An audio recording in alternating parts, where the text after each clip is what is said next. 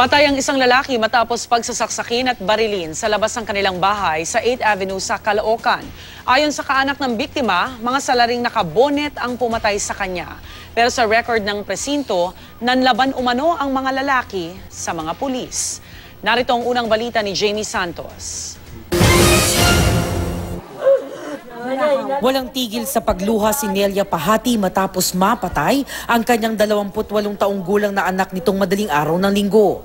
Kwento ni Nelia, katatapos lang kumain ng kanyang anak na si Ricky kasama ang asawa at 5 taong gulang na anak nito sa tabi ng kanilang bahay nang may biglang dumating na mga armadong lalaki na pawang mga nakabonet at nakatakipang mukha.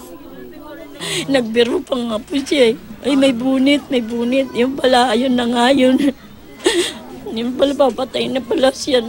Bigla na lang daw silang pinadapa ng mga armadong lalaki. Pilit na kinuha ng mga armado si Ricky pero kumapit daw sa kanya ang asawa nito. Kaya maging ang misis ni Ricky, tinadyakan ng mga lalaki para bumitiw sa asawa. Hindi na nga lumabag yung tao. Sinasaksak pa nila. Nagmamakawa na nga yung tao eh. Sinipa nga po yun ito. Sinipa pa ho yung ano? Ang daming pasak. Pinirapan nila yung bata. Hindi na lumalaban. Talagang pinatay pa nila. Naghihingalo pa yung tao. Sinaksak na, binaril pa si Ricky na humandusay sa eskinita sa tapat ng kanilang bahay. Pagkatapos, pinasok daw ng mga lalaki ang bahay ng biktima at hinalughog ang mga gamit. Kinuha ang pera at cellphone ni Ricky. Inaamin naman ni Nelia na dating gumagamit ng iligal na droga ang kanyang anak pero di raw ito nagtutulak. Lalo po, huwag nyo silang papatay. Lalo na sumuko na yung tao. Nagbago na po, sana hindi na sila papatay. Isinuko na nga raw ito sa oplantokhang ng misis nito dahil sa kagustuhan magbago. Ayon sa isang nakausap namin sa barangay hall, hindi daw hagip ng CCTV ang mga pumapasok sa eskinita ni na Ricky.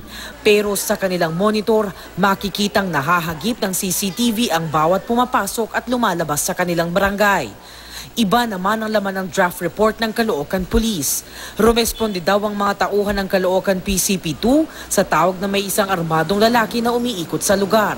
Pagdating daw ng mga pulis, bigla na lang nagpaputok ng baril si Ricky, kaya gumanti ang mga pulis na ikinamatay ni Ricky.